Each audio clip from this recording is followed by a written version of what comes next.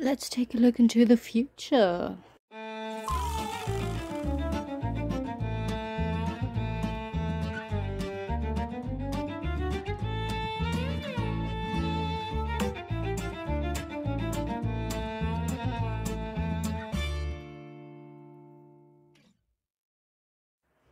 Hi everyone, my name's Leah and welcome back to this new video. Today we will talk about more top 10 books. I've been doing this series for a while now. I have other genres up in it. If you're curious, today we will talk about the sci-fi books. So we have some outer space stuff, but also some dystopian books in here. And as always, I will rank every book. We will start from the bottom, number 10, and move to number 1. And before that, I will also just quickly talk about some honorary mentions. For sci-fi, I have a lot, so I can't really talk about them in detail. I will just mention them, and they were good, but not my favorites. So, for example, we have Hideo Korafor's Binti trilogy on here. They've always been 4 stars for me. So yeah, there was just a little spark missing. Maybe it's because they are very short. But yeah, I highly recommend them. They were very fun and unique. Another honorary mention is the Maze Runner series. It's not a trilogy anymore. I liked it. Again, not a 5-star book for me, but a very interesting concept, just a little too young adult for me and too much focus on the action parts. But yeah, especially the first book was really good. Then there's also the Delirium series by Lauren Oliver. Again, very young adult, and I think the first book was the best. The trilogy didn't really get better. It actually got worse with the other books, so I can't say it's a favorite, but again, it's a really cool concept, and the first book was amazing. Then I also have The Power on here. Amazing concept, told from all kinds of perspectives. It is dystopian, and yeah, just talking about feminism and matriarchy, and I think that the TV adaptation on Amazon Prime, I don't really remember, is even better than the book, so I can't really say that the book is a favorite if the adaptation is better. That happens so rarely. But yeah, if you haven't seen it, I highly recommend the series for this story. Then I also have The Host, which I really loved, but it's been a while since I've read this book by Stephanie Meyer, right? And it's a start to a series which was never continued. I don't think it ever will, who knows. But I loved it. I think I gave it even 5 stars, but I can't remember anything, so I didn't really want to put it in my top 10. And then the last 2 books are maybe not as well known as the others. So we have Interworld by Neil Gaiman. I've only read the first book in the series, but I did really like it. Can't remember if I gave it 4 or 5 stars, just I don't remember much about it, but I did enjoy it very much. And then the last book is this epic series. I have never seen it anywhere. It's about video games, so that was fun, but it's just not unique enough to be in the top 10. But yeah, I do recommend it, or I wouldn't have mentioned any of these books in my honorary mentions right now. So now that we got that out of the way, let's talk about the actual top 10 sci-fi books. So, starting off with number 10, we've got Ready Player One by Ernest Cline on here. Again, a video game story taking place in the future with very interesting game concept and game world. And yeah, I liked the plot, I liked all this stuff about video games, all these kinds of references and all the worlds that exist in here. I have not read the sequel yet. I didn't really hear great things about it, but yeah, who knows, maybe I'll enjoy it. It's also been a while since I've read this one. Maybe I have to reread it first, not sure. But yeah, the first book was really cool. And then at number 9, we have Sleeping Giants, especially the first 2 books in the trilogy. It's written by... why doesn't it have the author on here? Silver Novel, right. I have to read other books by him really soon, because he has some other stuff that is sounding really promising.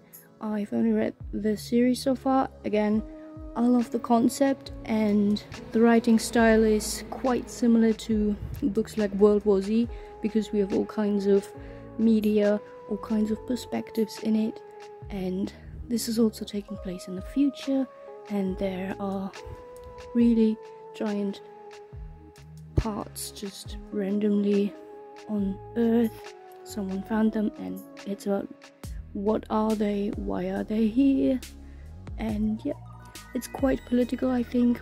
Again, it's been a while since I've read it, and I do forget about books really quickly, unfortunately, but I know that I loved it. We've got interviews in here and other perspectives, so yeah, I just love this kind of stuff, the mixed media. Then number 8 is this book by Lena Tida. I think it's only available in German, unfortunately. It's called Homo Femininus. It's also a dystopia, kind of similar to The Handmaid's Tale by Margaret Atwood, but it's much more about the horror and about action in here. But yeah, it has some similar aspects about it. What I also love about this book is that when you purchase it, you will get a random eye color, and they make sense in the story, and it's absolutely beautiful without the dust jacket. So let's see if I can tell you what it is about, even though you can't read it. I'm so sorry. So yeah, a dystopia after a war. We've got patriarchy going on here, sex and violence, and they are repressing women. They dictate everyday life, and then we have 3 different women from different castes, and well, they are somehow connected. So we have a fighter, Becca, who was really interesting. Like, she has to fight for her survival in an arena. That was really cool. Then we've got Chloe, a prostitute, was also really interesting. So that's where the Handmaid's Tale stuff comes from. And then Samantha, also Handmaid's Tale stuff. I don't remember what this would be in English. I will put it on the screen, this word, what Samantha is. Yeah, it's a brutal story for sure. It is horror more than just science fiction, but it's also about love, about what's right and what's wrong, and survival. So yeah, I love that kind of stuff, and it is very short, but we've got different perspectives. They are all very interesting. I didn't really expect to love it as much as I did, so that was nice as well. And then the next book, a very well-known book, The Hunger Games by Suzanne Collins. I've read it in German when it came out. I don't know when that was, and yeah, I've yet to read the English copy that I'm showing you, but it is a favorite for sure. I love that concept. Again, it's about survival in an arena, and it's in the future. We've got interesting sci-fi stuff going on, very interesting characters, very interesting plot and all, and I like the atmosphere. It's also quite brutal, so yeah, we all know about the Hunger Games, right? There are other books like it which I haven't read, for example Battle Royale. Really excited for it as well, but I think it's not science fiction. I think it's just the same concept in a horror novel and making it Asian, but I really don't know. This is about the Hunger Games. I think everyone has read it by now. I also have to read the prequel yet. I don't know about the song Snakes something about President Snow. That's going to be really interesting, and I really want to reread the whole series then. So yeah, I'm really excited. They are also very short, very fast paced, and just very interesting and unique. Next up is The Martian by Andy Weir.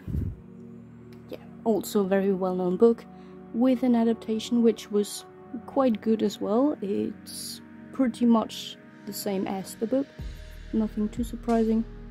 If you've just read the book and immediately watched the movie, you're not going to be surprised by much.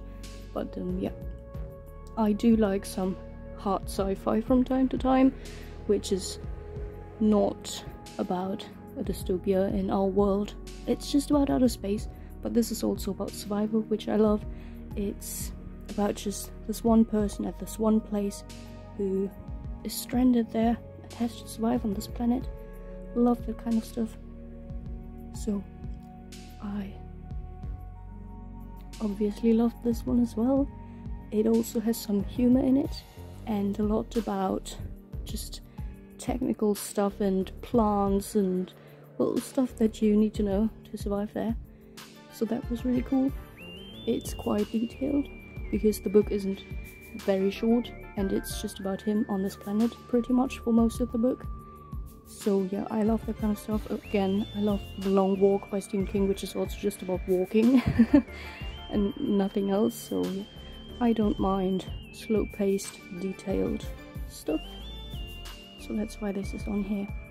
I've only read Artemis by Andy Weir, which was good as well. Solid 4 stars, I think.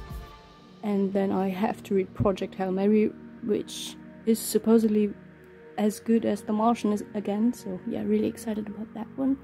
And well, as you can see in the background, these are all sci-fi books that I still need to read. So I'm pretty sure that there are some more favorites on here which I just have to discover.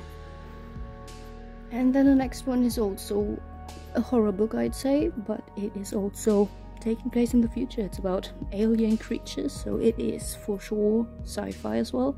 It's Bird Box by Josh Malerman, of course. And oh, this is actually an ARC copy of it. I didn't really know that anymore, so yeah, that's cool. And I've also read the sequel, which is very different from the first book, like very different. And I didn't really like it as much, but it was interesting. And yeah, I mean, it says on the cover that it is kind of like The Birds by Hitchcock, or reminiscent of even Stephen King. I don't know about that, but it was really cool. Again, it's about survival. It's about just one area with a bunch of people that don't know each other, and they have to survive. They are discussing, they can't really go outside, they can't really look at anything because they would die. You can't look at these alien creatures without going crazy and killing yourself or others. And yeah, I love the concept, and the atmosphere was amazing. It was very unique. And main characters, well, morally grey, I'd say, but it is interesting what is happening in there. And again, it's brutal. It has a lot of horror stuff in it, and it's quite slow paced because not much is happening because they just stay at this place and they don't know what to do. So yeah, that's Bird Box. I think everyone knows about Bird Box as well because it does have an adaptation. It was very hyped up when it came out, and yeah, I like the adaptation as well, but the book was better for sure. There's also a new movie coming out, right? I don't know if it's based on anything because the sequel is not about what the trailer showed. It basically looked like Bird Box but in a different setting. I don't know if it's going to be good. I will watch it because I like that kind of stuff, but I don't know. I would have wished to see the sequel because it is very different. It's not just the same thing over again. Now, this is number 4, a Stephen King book again. It's the 3rd book in a trilogy, Wendy's Final Task. I would say that every book in that series has a very soft sci-fi aspect in it, but the 3rd book is for sure science fiction. It does take place on a spaceship in space for, again, most of the book. And again, it's about not knowing whom to trust, trying to survive, action going on that ship. They are not really anywhere else, just on that ship, so the setting doesn't change too much. I love that kind of stuff again. And we follow a woman who is, oh, I don't know, maybe in her 50s or even older, or is she in her 40s? I love that because it's different, and she's also suffering from Alzheimer's, or was it dementia? Oh geez, I don't remember, but that was a really cool aspect, and it makes sense because it does create more suspense, because she can't remember something, so she doesn't know if she can even trust herself. So that was really cool. Love that. These books also have illustrations in it, which is cool, and it got quite emotional for me at the end. That was such a cry-worthy ending.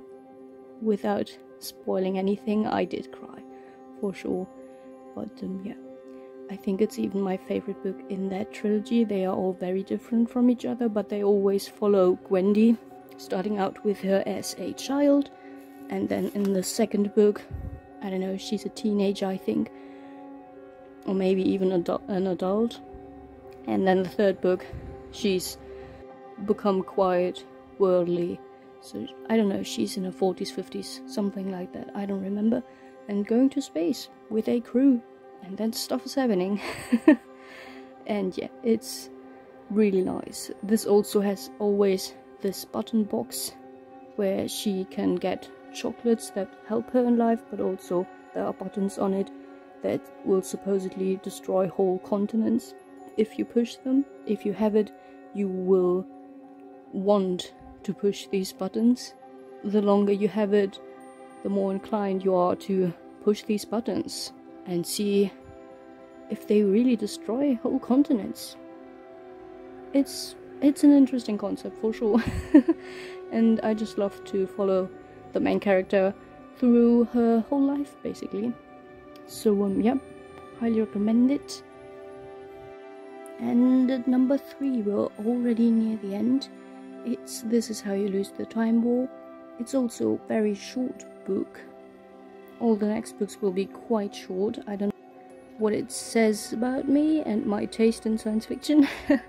But yeah, this is quite a flowery writing style. It's quite slow paced. It's very confusing, so you really have to pay attention about what you're reading. And we follow 2 different perspectives. And I think one perspective is written by one author and the other perspective by the other. And they come from very different places. One is very futuristic, scientific and technological, and the other is nature-based. So these words were so cool. I would have loved to know even more about them, because this is a very character-driven story. These characters can travel through time to change it, and the focus is really not on the traveling through time. It's about the characters, which is also such a shame. It would have been even more interesting if we get to know these past or futures that they are traveling to. But yeah, the characters were interesting. They are at war with each other, so they are trying to change the past or the future to their own advantage, and they should hate each other, they should be at war with each other, but they come to realize that they might be in love with each other, and that's a problem. And yeah, I don't know what else to say, because it is a very short book, but I really love these characters, even though I don't really like character-driven stories. But this one was amazing for all it is. I love the writing style. I know some don't, but I like detailed, beautiful stuff, and just atmosphere and ideas. And it's also quite emotional. I think I cried. Yeah, I know at one point I did cry for sure. So that doesn't really happen often as well, so that's always a good sign if a book can make me feel any kind of emotions like that. So yeah, I highly recommend it. A lot of people know it because this also has been hyped up when it came out. I would also love to see an adaptation of this, like a very good movie. That would be amazing. Okay, number 2 is The Planet of Apes, or The Apes, I don't know. I've read it, I don't know, maybe 2 years ago, and I don't know if it's the real book or just some kind of adaptation. I don't know, because it's quite short. I didn't really think that it would be that short, and it's also different from the adaptation. Doesn't matter which adaptation we're talking about, there are these newer movies about it, and then there's a very, very old movie that I've watched when I was young. So it's quite similar to this old movie, but it's also different in terms of the beginning and the ending. The middle was quite similar, I think, but the beginning and the ending, wow. I'd love to see that in the movie. I think these are my favorite parts about the book, but that could also be due to the fact that I just know the movie so well, so the middle wasn't really surprising to me personally, but I love the whole idea about it. So we've got a crew that is stranded on this planet, and on this planet the apes run this planet, it's not the humans. So very interesting dynamic, very interesting philosophical stuff going on with this idea. And yeah, it's quite action-packed, but yeah, I just love the whole idea. And again, beginning and ending, I don't want to say anything about it if you've never read the book, but it's very, very cool. Very nice twist that I didn't expect at all. And so yeah, it's also very brutal and about survival and all that kind of stuff that I just seem to love. And then book number 1, Tenders the Flesh. I don't know if it's really the best sci-fi book. It's really hard to discern the best books when it comes to, I don't know, rank 5 to 1. But yeah, this is also horror in a lot of ways, and it's a dystopia for sure, where people can't eat animal meat anymore. So instead of just trying to find other diets that work for humans, they will breed humans now and slaughter humans to eat meat. Yeah, definitely disgusting horror in there that will affect you in some way. I've heard from others that they couldn't eat any kind of meat after reading this book for, I don't know, a few days.